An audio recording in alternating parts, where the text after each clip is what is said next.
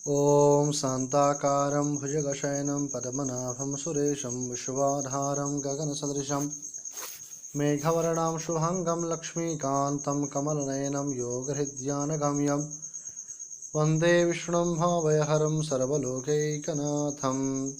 श्री विष्णु पुराण द्वितीय अंश और यह तीसरा अध्याय, जिनमें भरतादि 9 खंडों का विभाग श्रवण करने को मिलेगा। श्री पाराशर जी बोले, हे मित्र, जो समुद्र के उत्तर तथा हिमालय के दक्षिण में स्थित है वह देश भारतवर्ष कहलाता है।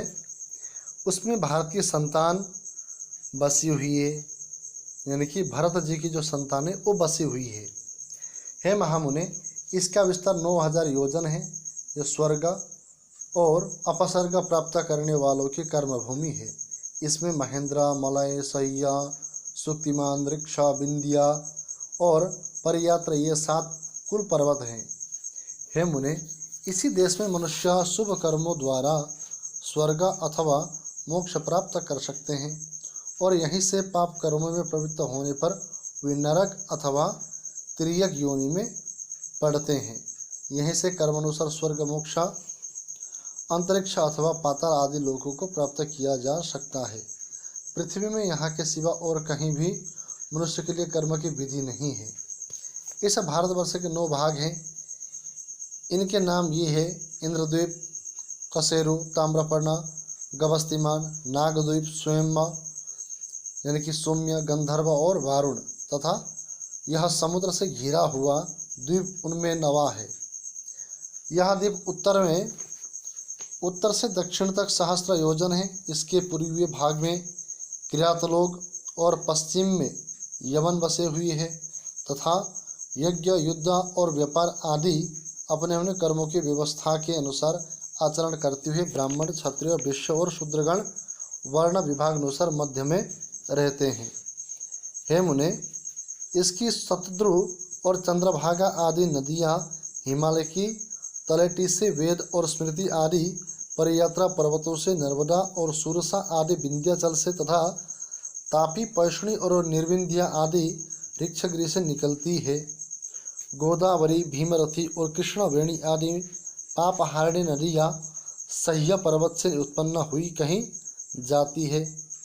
कृतमाला और ताम्रपर्णी आदि मलयाचल से त्रिमासा यानी कि त्रिसामा और आर्यकुल्य आदि महेंद्रगिरि से तथा ऋषिकुल्य आदि कुमारी आदि नदियाँ शक्तिमान पर्वतों से निकलती है। इनकी और भी सहस्त्रों शाखा नदियाँ और उपनदियाँ हैं।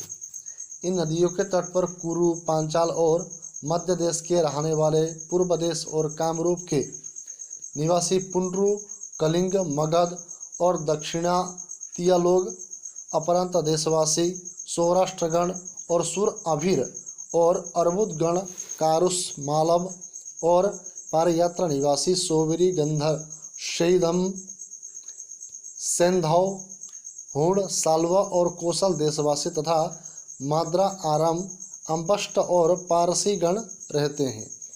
हे महाभाग, वे लोग सदा आपस में मिलकर रहते हैं और इन्हीं का जल पान करते हैं। इनकी सन्निधि के कारण वे बड़े हृष्टपुष्ट रहते हैं।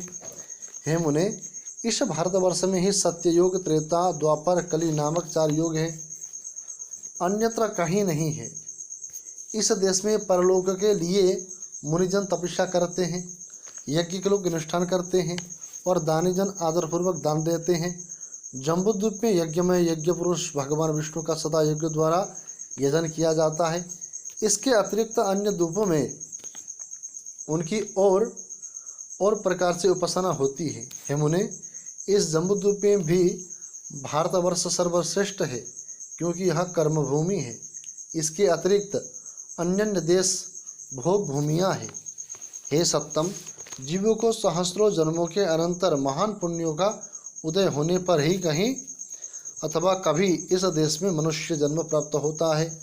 देवगण भी निरंतर यही गान करते हैं कि जिन्होंने स्वर्ग और अपवर्ग के मार्गभूत भारतवर्ष में जन्म लिया है, वे पुरुष हम देवताओं की अपेक्षा भी अधिक धन्य बड़भागी है।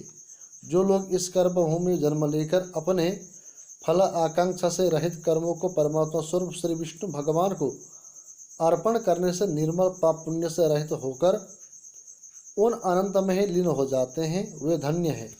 पता नहीं अपने स्वर्गप्रद कर्मों का क्षय होने पर हम कहाँ जन्म ग्रहण करेंगे। धन्य तो वे ही है मनुष्य जो भारत भूमि में उत्पन्न होकर इंद्रियों की शक्ति से हीन नहीं होते। हे मैत्रेय, इस प्रकार लाख योजन की विस्तार वाले नवभर्ष विशिष्ट और जम्बूद्वीप का मैंने तुमसे संक्षेप से वर्णन किया। हे मैत्रेय, इस जम्बूद्वीप को बाहर चार ओर से लाख योजन के विस्तार वाले बलयाकार खारे पानी के समुद्र ने घेर हुआ है, जो कि हम लोग जानते हैं कि हम लोग का समुद्र का पानी खारा है। इसी के साथ यह द्वितीय अंश का तीसरा अध्याय भी समापन होता है।